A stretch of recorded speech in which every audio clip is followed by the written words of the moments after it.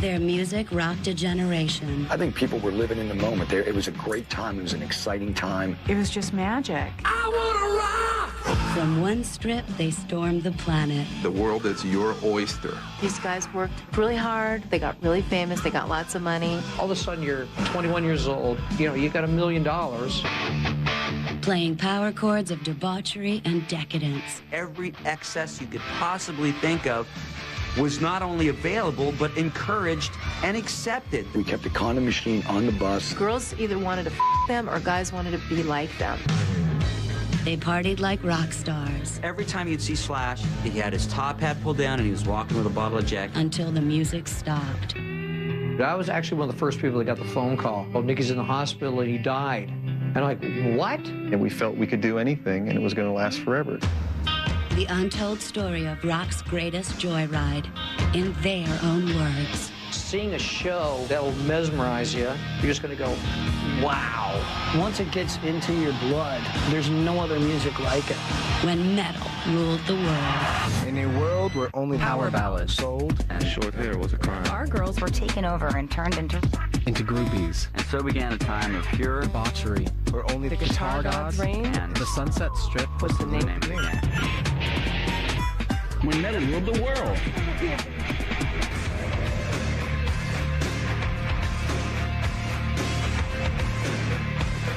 Metal started on Sunset Boulevard.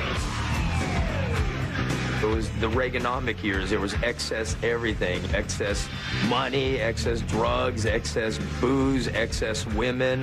What happened here is in the early 80s, there was kind of an organic switch over from punk rock to metal.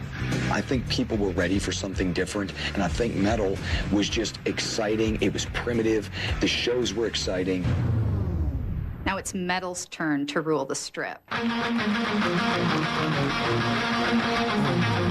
On a typical day on the Sunset Strip, you would see nothing except trash all over the street. A typical night on the Sunset Strip was a totally different story. Welcome to the jungle. We got fun and games. In the nighttime, once the sun went down, all the crazy rockers came out, all the crazy chicks came out. It was a pretty wild scene. You couldn't walk on the sidewalk. There were so many people trying to get into the clubs that out in the street, it was a party. The first time we arrived in LA, I thought I had reached the friggin' promised land. Not only that, but the good-looking chicks were into the metal bands too. Bonus, I really thought we had arrived. It was just the place to be at the time. We want a party. We live in LA. We live in Babylon. The debauchery and the seedier side of rock that can be summed up by two words: Sunset Strip. Everybody knew about the Sunset Strip. You're gonna grow up reading, back then Circus Magazine, Cream Magazine, and all they would do is bombard you with and Spotted Today on the Sunset Strip and playing here on the Strip. It was a time where a lot of people were coming to Los Angeles to make it. They were coming out here to be musicians. I was in about 5 bands at the same time all the time. One fed me. The other one I could stay at somebody's house. The third one gave me enough money for drumsticks. And the latter two, because they were better than the other ones. And one of those bands happened to be Quiet Riot. I was working as a delivery driver for a liquor company. Actually, the whole band worked at Gallo Wine. We were all just playing music at night, driving during the day. Everybody struggled. Nobody had any money. Me, Tommy, and Nicky lived in a 2-bedroom apartment. At that point, it was still really exciting. Nobody knew where it was going. It was sort of an adventure.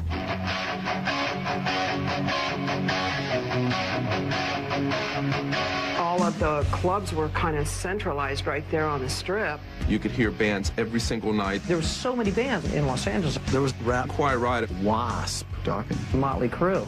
They were all local bands that hadn't quite hit yet. Before they blew up, they cut their teeth in those clubs. When we got together, we played places like the Troubadour, and we were lucky if we made $200. Those early Quiet Riot shows, the only people there were the chicks who were the girls of the guys in the band and their friends. And that's it. That's how it starts. It was just a matter of being able to get in and play. And you could play every night of the week in Hollywood then if you wanted to. We were like nobodies. Our sound back in the early days was really raw. Just guitar with almost like no effects. It was just like, you know, hey, yeah, whoa, go. And anything with one syllable worked. We were just these lowly, poor, no-name dudes that were just trying to make a big name for ourselves on the Strip. We just wanted to headline a weekend at the Whiskey A Go-Go. The Whiskey was a legendary club because it's where the Doors played, and the go-go dancers, the Cages. This was like legendary Los Angeles rock and roll. When you walk into the Whiskey A Go-Go, you are immediately greeted with this scent of puke and piss.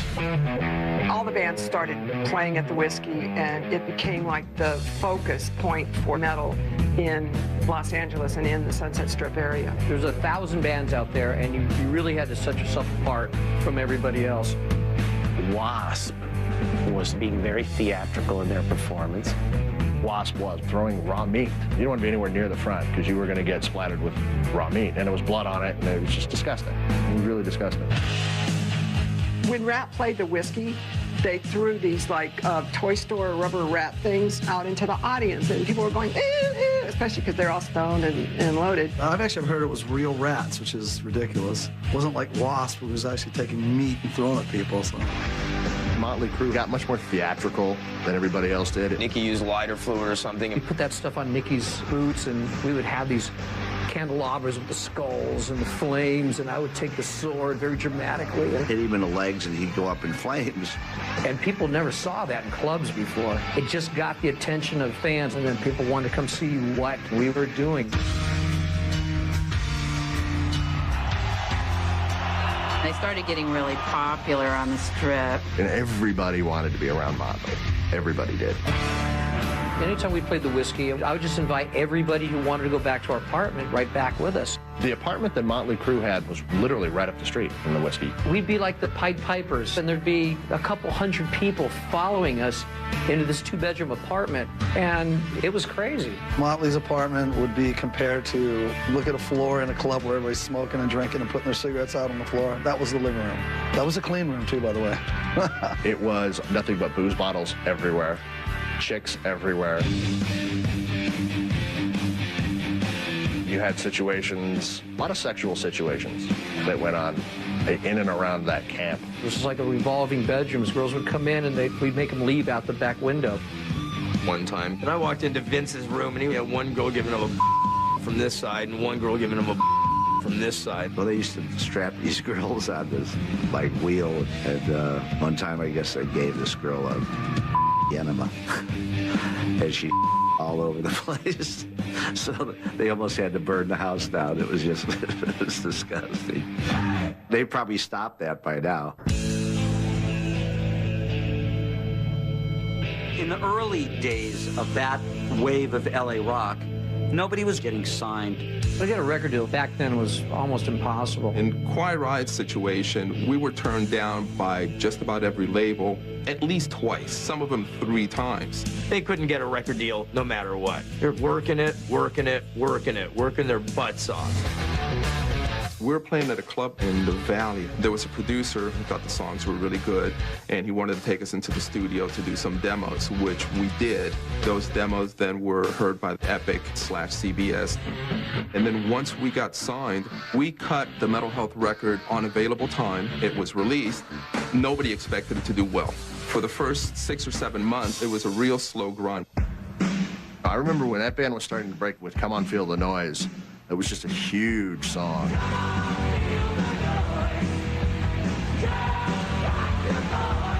This was November 15th of '83. That's when we found out that the next week Metal Health was going to be #1 on the Billboard charts. Once that happened, bands started getting signed out of LA left and right. It didn't matter if you played rock, if your drummer had 2 bass drums, you got signed. If you had people that were singing like they were singing through helium, you got signed. And it was just insanity from that point on.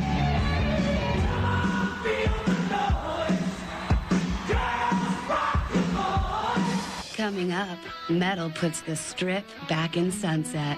I remember one night there was some guy in a band and some girl doing it in the dumpster. So, you know, you could do it anywhere. Next on When Metal Ruled the World.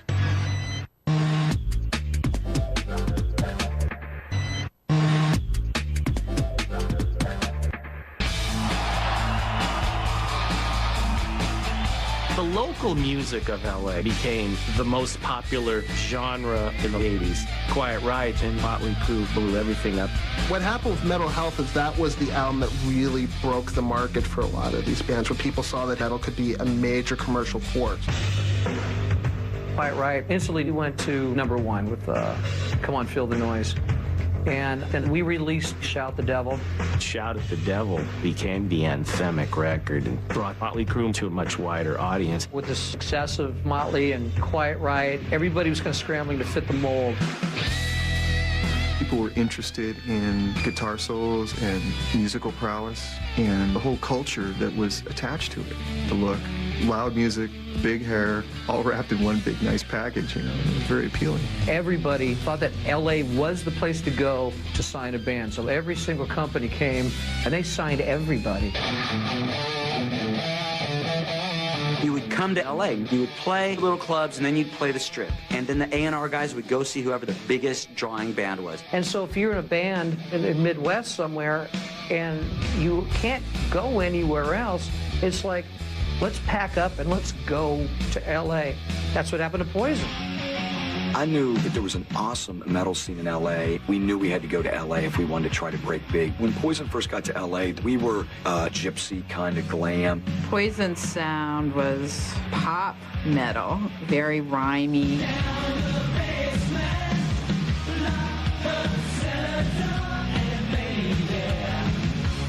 It was pretty hard to get record companies to come out and see Poison initially. Their songwriting wasn't very developed, and it was really about their show. You had to see their show. It was just really, really fun.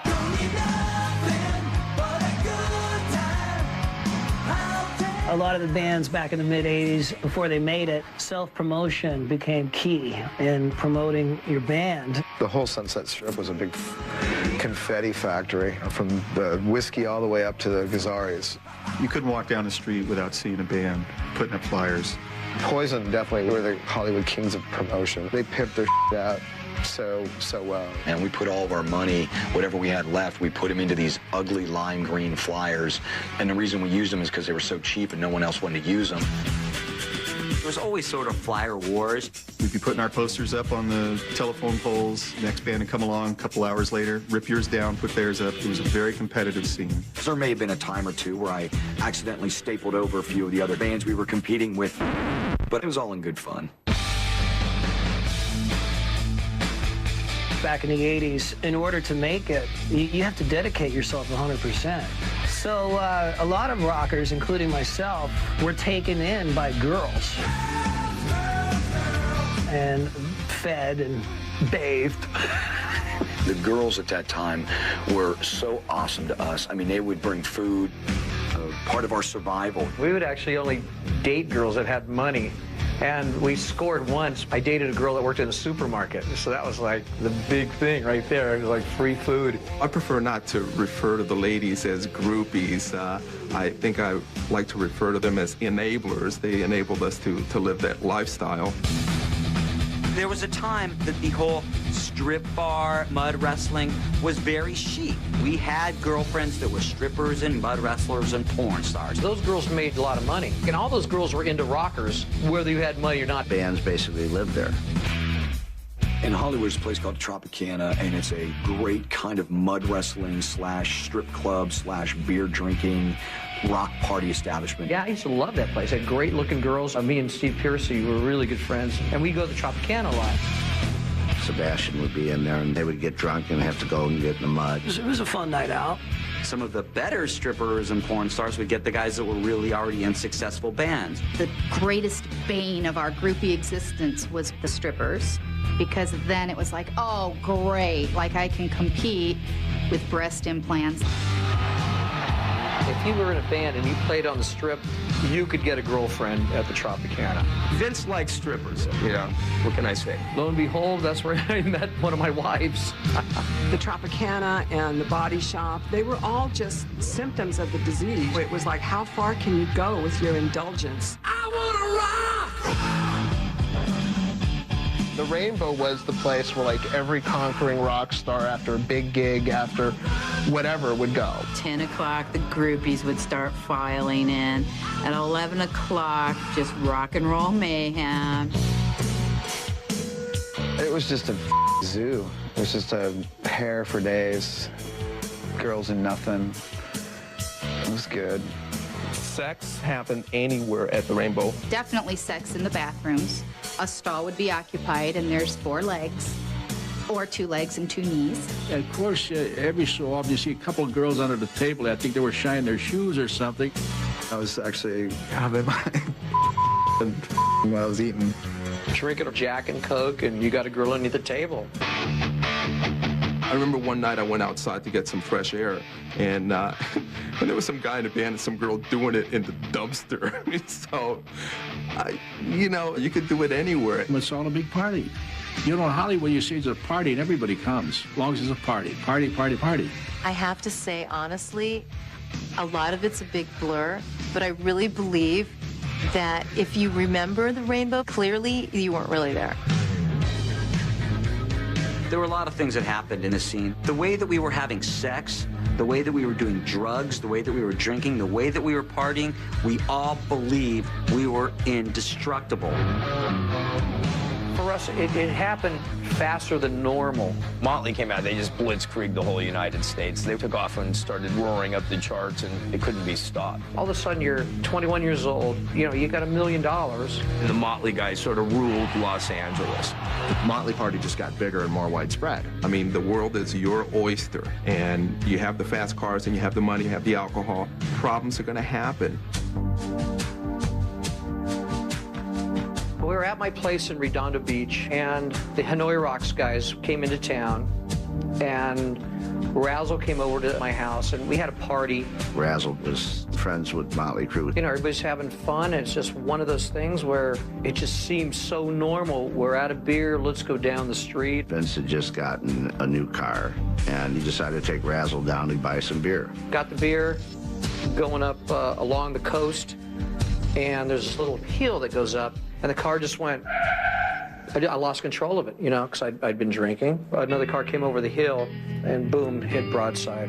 Vince came up over the hill and hit 2 kids head on, and Razzle died, and Vince walked away unscathed. And Razzle died in my arms. He was a really good friend of mine, and it was one of the saddest days of my life. That was a pretty heavy-duty time for Motley. I think it changed the way people thought of Vince as well. I think that, Vince had a hard time going through that. I feel pretty alienated. I was like, hey, dude, you're on your own. A lot of people were thinking, oh, nothing's going to happen to Vince. He's going to get off. He has a really good lawyer. Pay a $2.5 million fine and do 30 days in a local jail, and you're free. Vince had to sober up fast and clean up his act. When that accident happened, I don't think it had any real effect on anybody else. I think everyone was still in La La Land at that point. I don't think it really affected anyone. It certainly didn't slow anyone down. Coming up, the ultimate chrome polish. We just had 2 Jaguars lined up, so I just started rolling around on the cars and doing the splits and jumping from one car to the next. Next on When Metal Ruled the World.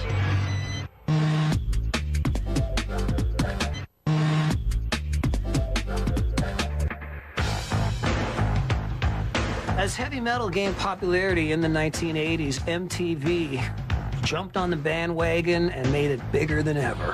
Bands started to record songs that crossed them into the mainstream. It was the glam thing. It was beautiful vocals on choruses and very poppy and very sing-along-y. MTV started to play some of the videos, and that was a great feeling because you got some exposure for it. And you had to have a video. I mean, if you didn't have a video, you weren't on the map. This is Warren DeMartini. I'm Stephen Piercy from Rat. You're watching MTV. The early metal videos, they all had like a certain cheese quality to them. Ooh, look at that girl's hair blowing. Oh, look at that guy with the lightning behind him. Oh my God, it's so heavy. That was basically the formula for, you know, fake smoke and then photograph it through like a glass mirror so it looks like you're somewhere else. When you broke on MTV and you became an MTV favorite, you were 24/7. You know, that kind of exposure that MTV gave was tremendous. The music was fun. The audience could relate to the musicians. And now you see guys walk around looking all tough with these like big hair and all this makeup. And the goofy clothes that we were wearing, they were now wearing.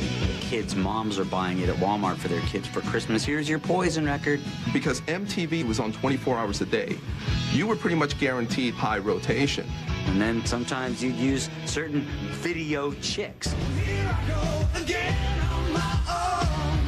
That video that I did for Whitesnake, we just had 2 Jaguars lined up, so I just started rolling around on the cars and doing the splits and jumping from one car to the next. Girls come out there, they want to act or they want to model. I remember Bobby Brown from the Cherry Pie videos. I just remember her putting her finger in her mouth and walking, turning back and looking at the camera. Boy, was she, ooh, she was sexy. I think those videos were popular with the right song and the right girl, and when everything came together, it was just magic. In the 80s, the big ballad video became huge, and that was started by Home Sweet Home by Motley Crue. Once I start singing that song, you get those goosebumps go up, and because everybody knows it. After Home Sweet Home came out, it was de rigueur that every band had a huge ballad. And you always knew that you would first release your power rock track, and then you were going to follow it with a power ballad.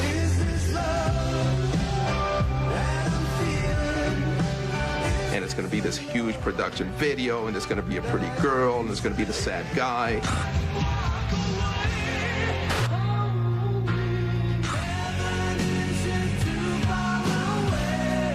It was bankable. It was Wall Street power ballads. That's why the 80s sold millions and millions of metal records. The one that's most memorable to me is Poison's Every Rose Has Its Thorn. Every rose has its thorn. I've never written a ballad that I didn't feel. When I wrote Every Rose, I dated a stripper. I'm sure she'd never cheat on me, and she broke my heart, and I wrote a song about it. I am told Bret Michaels wrote it about a situation where he had a girlfriend, and one of the members in Quiet Riot happened to be boinking her at the time. I was always pushing for our guys to write a good power ballad. I go, these power ballads open up the doors to a lot of girls. A lot of girls like to hear power ballads. Everybody knows more girls were showing up. Lots of girls would come to the shows, and they're loyal fans.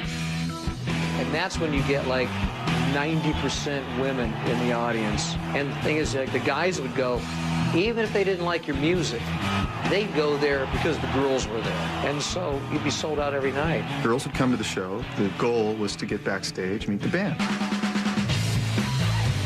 Hot chicks were very scantily dressed, which is the way we all liked it. Biggest high of being a groupie is they picked me. They have a whole new town and a whole bunch of girls to choose. They want to walk out with me on their arm, and it was a huge high. George Lynch is my best. He's the ultimate. I love the man. I really like to jump his spoons. A lot of these girls, it was almost like a badge of honor. If they could say they slept with Nikki, Tommy, Vince, Brett, David Lee Roth, and just go down the list, they're like, yeah. Well, while we were on stage, a couple of people that worked for us would walk out and look for the best-looking ladies and see if they wanted to come back and have something to drink or whatever. It was all innocent, of course, you know. Band members would have little cues worked out with the crew as far as signaling who they liked out in the audience. Tugging on my right earlobe, you know, like the brunette in the front. So we had night vision binoculars to actually spot the girls out. They'll even screw up an entire song trying to figure out how to get the chick back. I mean, they'll forget words, stop singing, stop playing. I mean, it's insane. There's always wild orgies going on the road. Anything you wanted to do was possible at any time, any place, anywhere. We've had a lot of fun on the bus. Bras from the ceiling, from the bunks. With Poison, we kept the condom machine on the bus. It was safe sex. We promoted it. We were open about it. And that way you had a lot of fun and you got no diseases. We actually had a tour bus at one time that was fitted up with video cameras in the back lounge, hidden discreetly behind speaker grills with special lighting so you catch everything on tape. Well, this certain nice young lady and I were in the back lounge, and little did she know that everything we were doing in the back lounge was being viewed on all the television cameras up at the front. And every time I do something a little dramatic, for lack of a better term, there'd be this big, rush of applause coming from the front of the bus. And she'd be like, what was that? I go, well, they're watching a football game, you know? We were just into the pure freaky sex. That was it. It was men being as indulgent as they possibly could get away with on every level. All they did was take drugs, get drunk, show themselves off in front of a bunch of adoring fans, and go through chicks like Kleenex. It was a heady time. It was fun. Metal ruled from the Strip to the arenas all over the world. And now America is seeing our LA rock and roll scene, and they're selling millions of records. It was still so hard for us to believe our scene was not our scene anymore. It was the world's. Metal became so gigantic that MTV was literally forced to give it its own 3-hour show every Saturday night. I became the host of Headbangers Ball. I'm Ricky Rackman, and it's a special episode of the Headbangers Ball. And that's where we turned America on to all the bands from all over that were coming from that scene. Tonight, we are spanning the globe to bring you the constant variety of hard rock. It was really cool because you could stay completely up to minute, and it was very relevant to the 80s hard rock scene at the time. I thought Headbangers Ball was awesome. Stephen Pearcy, this is Bobby Blotzer. I keep doing that. I don't know why I'm doing that anyway. It was fun to sit down and just watch 3 hours of metal. Right now, we're going to be playing a video from Trickster. We look forward to that. This is Richie Ratchman, thank you. And now we're going to play a video. This is Slaughter. They've got the #1 Skull Crusher of the week, and this is Fly to the Angels.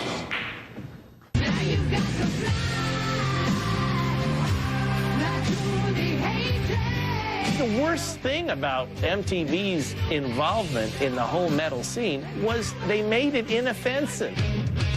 You completely got overexposed. It just got blown up by the record industry, who was looking for a formula. They had figured out that if you get them a solid power ballad, you've got a home run. Record labels in the 80s adopted a cookie-cutter approach. The image became at least as equal, if not more important than the sound. And that happened to a lot of bands. For the whole genre, it was time to move on because everything had gotten so overindulgent, and we lost sight, I think, of what really rock and roll was all about. Coming up, the party spins out of control. I was actually one of the first people that got the phone call. Oh, Mickey's in the hospital and he died. And I'm like, what? And later, grunge moves in and metal moves out. I thought, oh, shoot, I got to go buy a flannel shirt and stop using Aquanet. Next on When Metal Ruled the World. For more photos and outtakes from When Metal Ruled the World, log on to vh1.com.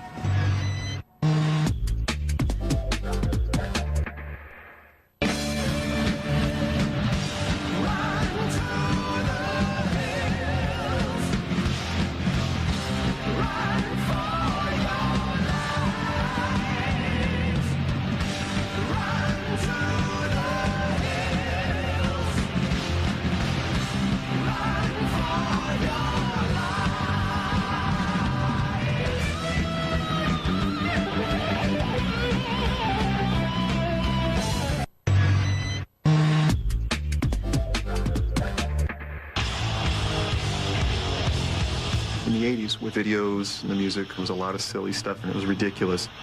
All became about the image and the posing. Somewhere along the mix, everybody kind of forgot what they were about, and it got worse and cheesier and cheesier. And there was no substance to the music anymore. When metal started dominating the planet Earth, it became perfect fodder for the Hollywood grist mill, first evidenced by the movie This Is Spinal Tap.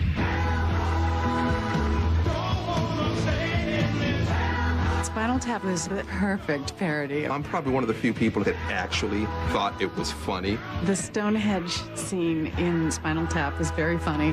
Beneath the haunted moon. Here comes Stonehenge out of the ceiling. Here comes this big, oh my gosh, it's only 2 feet big.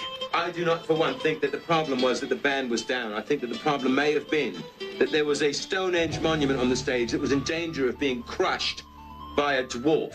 Still so hilarious. No, it's not an exit. I mean, every time I get ready for a show, I walk down the hallway. Go right straight through this door here. And I go, hello, Cleveland! Hello, Cleveland! You know. You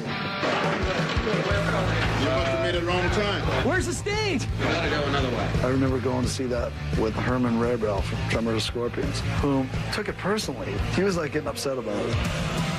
There were some bands that just couldn't handle that. They wanted to be taken more seriously than what they really were. What happened, I think, was the Spinal Tap let us stop and think and take a look at how really ridiculous the whole situation was. And then I think things started to switch. Gears started to change. I think that was like the point where people said, enough of this. We need something new. Then in 1987, a new band hit the scene. Out of nowhere comes this little band, Guns N' Roses. When Guns N' Roses hit the scene, all bets were off. And Guns N' Roses had this unique image.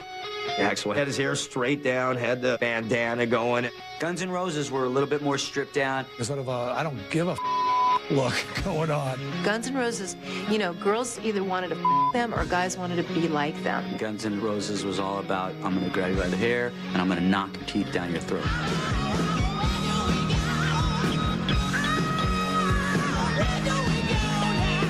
There was nothing planned out in Guns N' Roses. It was the purest, most unpredictable thing. Head banging. MTV smash right here. Guns N' Roses with me right now. I'm going to give you 30 seconds to redecorate this room on your mark.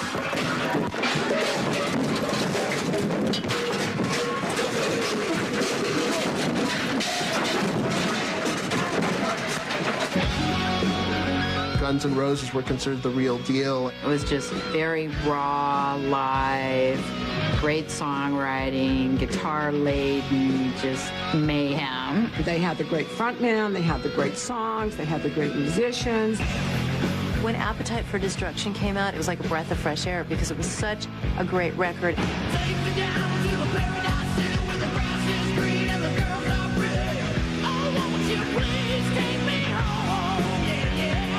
Appetite for Destruction had so many hits on it, and it was like they were unstoppable. It was the best thing that happened to rock in California and nationwide and then worldwide from that point on.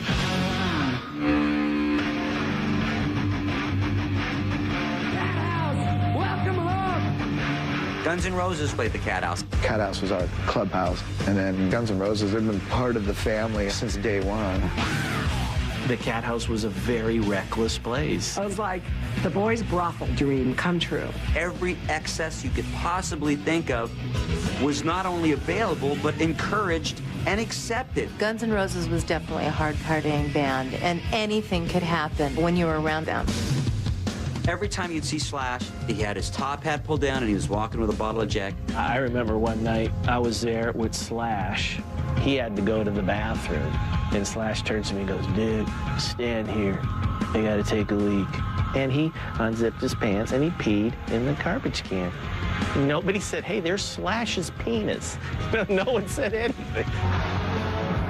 The metal scene, it had its pattern. These guys worked really hard. They got record deals. They got really famous. They got lots of money. And a lot of them got drug habits. And craziness came and the excessive living happened. You feel like rules don't apply to you. And it got a little out of control. Bands have always been competitive with each other. There were rivalries. Some of us got along better than others. There were fights back and forth. Probably one of the most famous type feuds of rock and roll was my feud with Axl. It was a feud that had been going on for the longest time. I was married and my wife, we went to a club and Izzy tried to pick up on her and he was drunk and he kicked her. And she told me what happened. And I said, the next time I see that guy, I'm going to kill him. Well, the next time I saw him was at the MTV Awards. I was at the MTV Video Awards in 1989. After the show was over, I walked backstage and there was this huge scene going on. I went up to Izzy. Said, next you touch my wife again, I'll kill you. And he's all, you, and I knocked him out. Axl was not happy with this, so Axl stood up for Izzy. I'm gonna kick your ass, Vince, if I ever see you. And Vince going, you call it, anywhere you want it, I'll do it. I can remember Vince Neil challenging Axl Rose to a fight on TV. Axl, if you're watching this, I want to challenge you to a fight. I'm gonna give you the time, and I'm gonna give you the place, and there's no backing out now, buddy. Some people lose track of reality. It's time to put up or shut up. I'm really tired of your mouth. I think a lot of people are. And the fight never, ever happened, but it was a good feud for many years. You got to draw the line between real life and the fantasy world. People had to start realizing that they were destructible. Everybody used to get high together in our circles. It went from being just a lot of fun and a lot of really fun parties to getting really dark. There were sporadic ODs here and there. Todd Crew, who was in a band called Jet Boy. And it was known in the Guns N' Roses circle that Duff and Slash were really close with Todd. And it was known that he was drinking way too much and partying way too much. Jet Boy had kicked Todd out of the band, which only accelerated his drinking and his drugs. Him and Slash were in a hotel room. Slash found him OD'd. And I just remember getting the phone call that Todd had died. All the guys in Guns N' Roses were really, really upset. I remember when Guns N' Roses played live and they dedicated Knocking on Heaven's Door to Todd. This next song was for a friend of ours named Todd. Todd Crew, who recently passed away.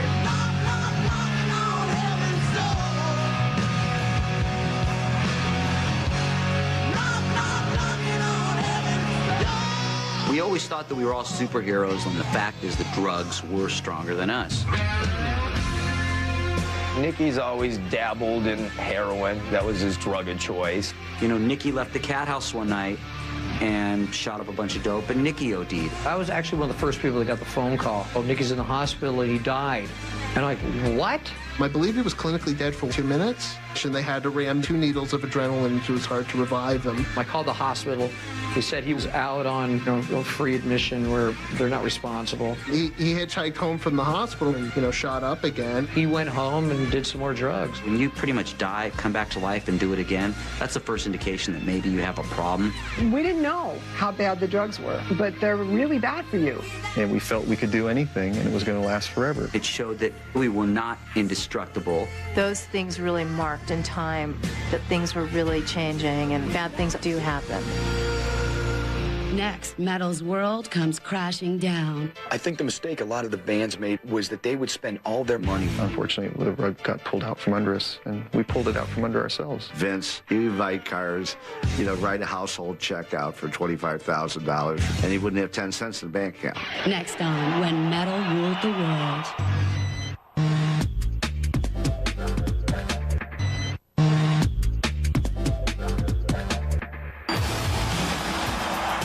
The more famous the bands got, the more excess they had tried. It was excess all the way around. You did what you wanted to do, and there were no boundaries or no rules. What had been a lot of fun in the mid-'80s, by the late '80s, wasn't so much fun anymore. Metal was about having fun, but it started to fall apart. We had actually gotten way overindulgent, which happened at the end of the 80s, which I think killed the whole scene. I think the mistake a lot of the bands made was that they would spend all their money. I know this was the case with my band. We came from nothing, and then we all got big, huge houses. I had a couple Mercedes-Benz. You go buy a fast car, so I went and bought a Pantera. And then things started going a little sideways, and maybe the money wasn't coming in as much. The bands aren't selling records anymore. They're going on the road. They can't pay for the tour bus. They can't pay for hotel rooms. Vince, you invite cars, write a household check out for $25,000 for some Pantera or something, and he wouldn't have 10 cents in the bank account. We got to the point that when things were going really, really bad for the band, I sold my house and started renting. Started catching up with a lot of people. The career wasn't panning out the way you would hope and ended up being far shorter. That was part of our downfall. Unfortunately, the rug got pulled out from under us, and we pulled it out from under ourselves, ironically. Ooh, let me tell you what I want. Metal was all about groupies, excess, no political stance whatsoever. Just let's all have a real good time. And then the whole Seattle scene happened. And we started hearing this drony kind of depressing but very socially relevant kind of music coming out of Seattle. It was a big threat. It was a big threat to the metal kings here. I think that the turning point from metal ruling the world into grunge ruling the world was the song Smells Like Teen Spirit.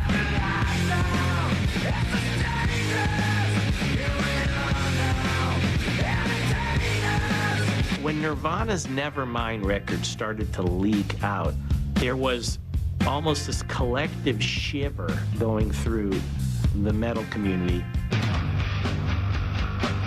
Metal was being blindsided by a shift in culture that was so enormous. I mean, you went from joy and decadence and party and banging your head and powery ballads and girls, girls, girls into this world really sucks. The next generation was more about, teen angst and, I hate my parents rather than let's go out and have some fun and chicks. Nothing killed hair metal. It was grunge marketing that affected us. They started to market anger and depression, and that made it big. I thought, oh, shoot, I got to go buy a flannel shirt and stop using Aquanet. I didn't like it. I still don't like it. I never understood about singing about how up your life is when everybody knows their lives are up. What we did for a living was to take people away. You get to escape for a few hours at a concert and have fun. What defines the metal scene in LA so perfectly, and the music that came out of it, it was people escaping. I think people were living in the moment. It was a great time. It was an exciting time. And I think a lot of it was tongue-in-cheek. I think they were just having fun doing it. The whole thing was about forgetting your everyday worries, seeing a show that will mesmerize you. You're just going to go, wow. It took over every aspect of us. I wouldn't change it for the world. I don't regret it. I think it was a wonderful time. Once it gets into your blood, there's no other music like it. We've all heard these songs a million times, and every time we hear them, we still put our fist in the air. It was the good time era. It was a real time, as Motley Crue coined, of decadence. It was a time of decadence. Decadence ran its course.